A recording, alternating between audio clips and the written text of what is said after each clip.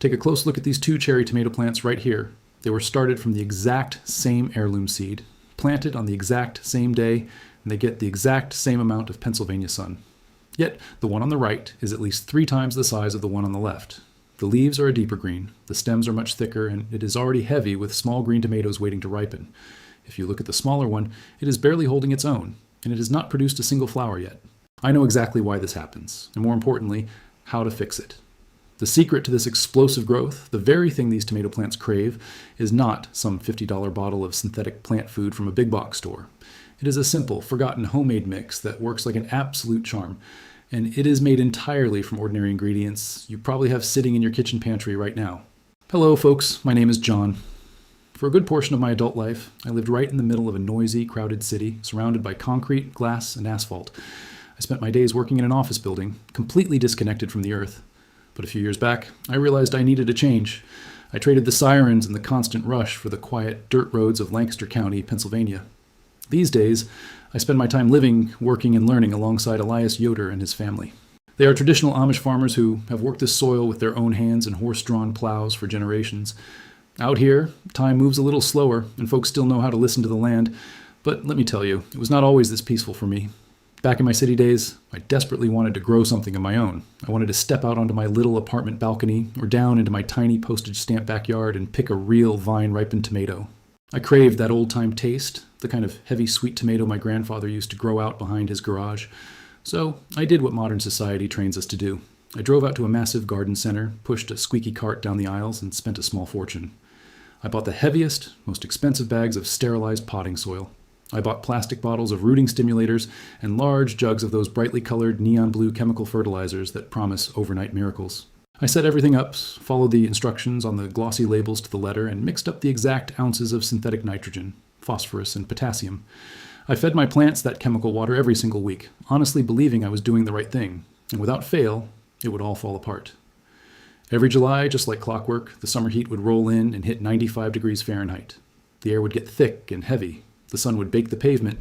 My expensive, heavily medicated plants would simply give up. The leaves would curl and turn a sickly yellow, the stems would wither, and the whole plant would seem to collapse overnight. Then the pests would arrive, swarms of aphids and destructive worms, and I would find myself back at the store buying harsh chemical sprays just to keep a dying plant on life support. The real heartbreak, though, came at harvest time. On the rare occasion that one of my plants actually managed to survive and produce a red tomato, I would proudly carry it into my kitchen. I would slice it open, put it on a plate, and take a bite. And it tasted like absolutely nothing. It was just red water. It lacked that deep, rich, earthy sweetness that makes a homegrown tomato so special.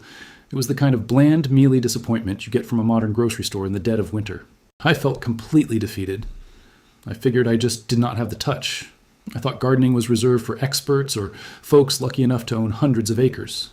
I did not realize back then that my failures were not my fault.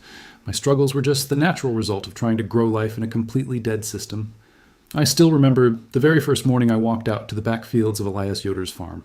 The sun was just starting to burn off the early mist, and the air smelled incredibly sweet, a rich mix of damp earth, morning dew, and old wood.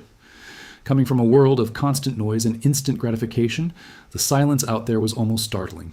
There were no roaring engines, no ticking sounds of expensive automated sprinkler heads popping out of the ground, and certainly no loud delivery trucks dropping off pallets of supplies.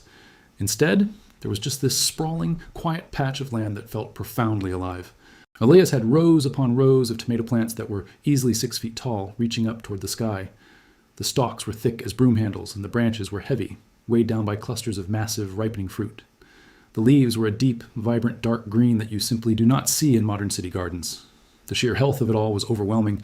I spent my first few days out there walking up and down those rows, quietly looking for the trick. With my city mindset, I was thoroughly convinced there had to be a secret system. I was looking for the tangled black hoses of a $1,000 drip irrigation setup buried in the dirt. I even peeked inside his old wooden tool shed, fully expecting to see shelves lined with those familiar, brightly colored chemical jugs with the warning labels. But there was absolutely nothing like that. There was no plastic weed barrier, no synthetic rooting hormones, and no commercial pesticides. The shed just held a collection of old iron hand tools, their worn wooden handles polished perfectly smooth by decades of honest sweat, and a few dented tin watering cans. When I finally asked Elias how much money he spent on his soil amendments every spring, expecting a high number, he just smiled a quiet, knowing smile. He wiped his calloused hands on his dark denim suspenders and told me he had not bought a single bag of soil from a store in his entire life. Then he showed me his seeds. He did not order them from a glossy, mass-produced catalog that arrived in the mail. We went into the farmhouse kitchen, and he pulled a small, faded glass mason jar from the cupboard. It was filled with pale, dried seeds. He told me those were the exact same tomatoes his father and grandfather had grown on this very land over 50 years ago. Every single fall, before the first heavy frost, their family would carefully save the seeds from the absolute best, sweetest tomatoes of the bunch. They would dry them on a scrap of cloth right there on the kitchen counter and pack them away safely for the next spring. The little glass jar held half a century of resilience, flavor, and family history, locked inside tiny, unpretentious seeds. That was the moment everything started to click for me. I realized that my whole approach to gardening back in the city had been completely backwards. Elias was not trying to force his plants to grow. He was not treating his family garden like a factory assembly line where you just input chemical A to force out product B. He treated the earth beneath his heavy boots like a living, breathing entity. He belonged to a tradition that still understands true frugality, the kind of deep, resourceful thriftiness that everyday folks relied on during the Great Depression. Back in those days, you could not just run down to a big box store to buy your way out of a problem. You had to use what you had on hand, and you had to work in harmony with nature, not fight against her. Elias knew that if you feed the soil with respect, the soil will naturally take care of the plants. It is a quiet partnership. There were no shortcuts, no toxic sprays to wipe out the natural balance, just a profound understanding of how things are meant to grow. Tasting one of his tomatoes right off the vine, still warm from the morning sun, was a revelation. It was so incredibly sweet, so rich and earthy, it completely shattered every modern gardening myth I had ever been sold. It is a tough pill to swallow, but sitting there on Elias's porch, looking at that simple glass jar of heirloom seeds, the hard truth finally dawned on me.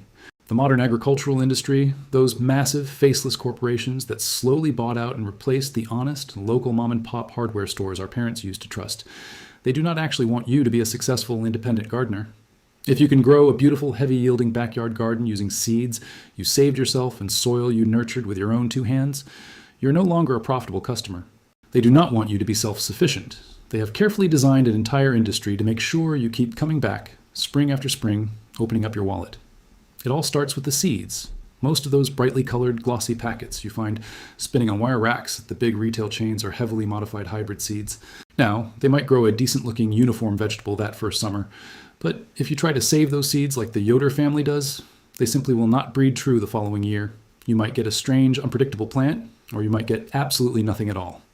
By quietly pushing out true heirloom varieties, these large corporations strip away your independence. They force you back to the garden center every single May just to buy your crops all over again. And the situation with the soil is even more concerning. When we follow their glossy instructions and pour heavy synthetic chemical fertilizers onto our backyard beds, we are essentially giving our plants a massive artificial sugar rush. It forces a very quick, unnatural burst of green leafy growth, which looks quite impressive for a week or two. But beneath the surface, out of sight, a silent tragedy is unfolding. Those harsh chemical salts are actually scorching the earth. They burn up and completely sterilize the natural living microbial ecosystem in the ground. Over a few short seasons, those synthetic feeds turn rich, dark, living soil into lifeless dirt. And once the natural life in the dirt is entirely wiped out, your tomato plants cannot feed themselves naturally, nor can they defend themselves against basic pests and diseases. They become completely, helplessly dependent on you going back to the store to buy another plastic jug of their chemical feed just to keep the plants breathing. It is a brilliant business model for them, but a terrible deal for us. The big agricultural companies have cleverly turned the timeless, independent American tradition of backyard gardening into a lifelong corporate subscription service. We have been paying them our hard-earned dollars to slowly destroy our own soil. Now, Elias is a quiet, humble man. Out of habit, and perhaps a bit of old farm tradition, he simply refers to this homemade mixture as his family's miracle elixir.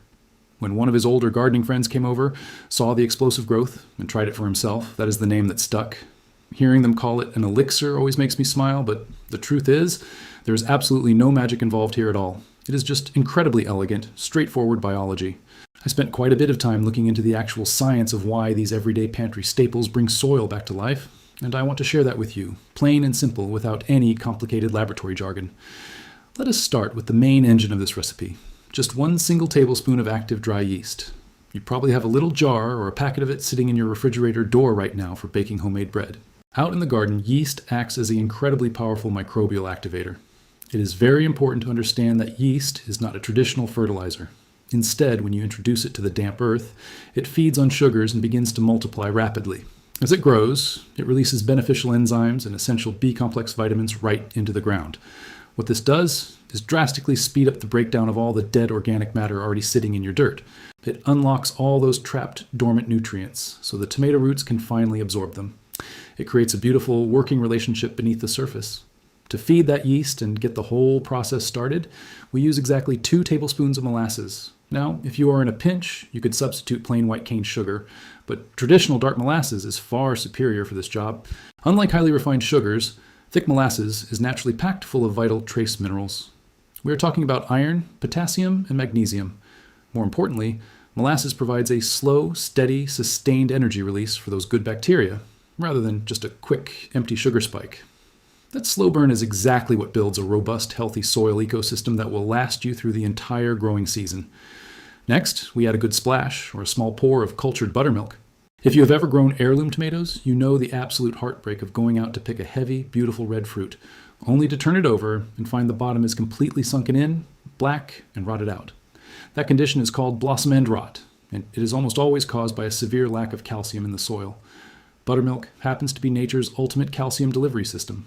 It is incredibly rich in natural lactic acid bacteria, which acts as a bridge, helping the tomato plant take up that calcium quickly and efficiently. It physically strengthens the cell walls of the fruit and the stems from the inside out. Finally, we mix in exactly 1 tablespoon of plain old baking soda. This acts as a very gentle, completely natural pH modifier.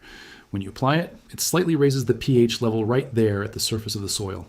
By doing that, it creates a much less favorable environment for those damp, destructive fungal pathogens that love to creep up and attack tomato stems during the humid summer months. I do want to be completely honest with you, though. I am not going to sell you a tall tale. This homemade pantry mix is a biology accelerator. It is meticulously designed to rebuild long-term plant immunity and slowly bring dead dirt back to life. It is not one of those highly toxic chemical sprays that is going to magically wipe out an entire infestation of garden pests overnight. We are not trying to force nature to do something unnatural. We are simply giving the earth the exact biological tools she needs to heal and protect herself. So, how do we actually put this together? It is incredibly simple, whether you have a large backyard plot or just a single potted tomato plant sitting on a city apartment balcony. First, we need to build our water base. You're going to start with exactly 1 gallon of lukewarm water. We are looking for a temperature right around 90 to 95 degrees Fahrenheit. You definitely do not want to use hot water, as anything over 100 degrees will just kill the yeast outright, and cold water will not wake the yeast up at all. Now, if you live in the city or the suburbs, please try to avoid using straight chlorinated tap water from your kitchen sink. Those city chemicals are put in the water specifically to eliminate bacteria, which will completely ruin the living biology we are trying to build here. If you can, set up a simple tin bucket to catch some natural rain rolling off your gutter, or just pick up a jug of pure, unflavored spring water from the local grocery store. Once you have your 1 gallon of warm, pure water, it is time to add the sweetener. Measure out exactly 2 tablespoons of molasses and stir it right into that warm water. Take your time and make sure it is completely dissolved. The water needs to be warm enough to melt those heavy sugars down so the yeast can easily find them and feed on them. Next comes the activation. Take exactly 1 tablespoon of your active dry yeast and just gently sprinkle it across the surface of the water. Do not go in there and aggressively stir it up just yet. We want to give it plenty of surface area to breathe and settle. Now, pour this mixture into a large glass mason jar, but pay very close attention to this next part. Do not screw the metal lid on tightly. As the yeast wakes up and starts eating the molasses, it is going to release a lot of natural gas. If the lid is locked down tight, that pressure will build up over the hours and could easily shatter the glass jar right on your counter. Just rest the lid very loosely on top, or better yet, cover the jar with a clean cloth kitchen towel and let it sit undisturbed overnight. By the next morning, you should see a thick, rich, foamy head right at the top of the water, almost like a freshly poured root beer. When you see that good foam, you know the yeast is alive, active, and working. Now you can gently stir in a good splash of your buttermilk and exactly 1 tablespoon of baking soda. Give it a soft mix with a wooden spoon or a clean wooden stir stick, and your family elixir is ready to go. When it comes to actually applying this to your plants, there's a very specific, careful way to do it. You never want to pour this powerful mixture directly onto bone-dry earth. Always give your garden soil a nice, light, regular watering first, just to prepare the ground and prevent any sudden shock to the delicate root system. Once the ground is damp, measure out about 1 full cup of our mixture and pour it directly onto the soil around the base of your adult tomato plants. Keep the liquid a good 2 or 3 inches away from the main stem, and please be very careful not to splash it up onto the green leaves. We want the soil to absorb it, not the foliage. If you're just starting out with tiny green seedlings in small indoor trays, you do not need a full cup. Just use a few tiny drops right around the outer edge of the soil twice a week. Let those young roots naturally reach out, find the nutrients, and establish themselves. So I have a small challenge for you. This coming weekend, instead of getting in your car, driving down to the massive garden center and reaching for another expensive plastic bottle of synthetic chemicals, I want you to try something different. Take back a little piece of your own independence. Head right into your kitchen pantry, mix up a 1-gallon batch of this Depression-era recipe, and just try it on one of your potted plants out on the back porch or in your raised beds. Give it a fair, honest chance. Watch closely what happens to the color of those leaves, the thickness of the stems, and the amount of new flowers it sets in just 3 or 4 short weeks. I truly believe you are going to be absolutely amazed at what real living soil can do when you finally give it the right tools to thrive. Before I let you go, I would love to hear a little bit about your own family history. If you have a minute today, sit down and think back. What was the one plant or vegetable your parents or grandparents were absolutely the most proud of growing in their backyard garden? Maybe it was a massive, heavy beefsteak tomato, a perfect row of crisp green beans, or even just a simple patch of sweet summer corn. Please, leave a comment down below and share that story with us.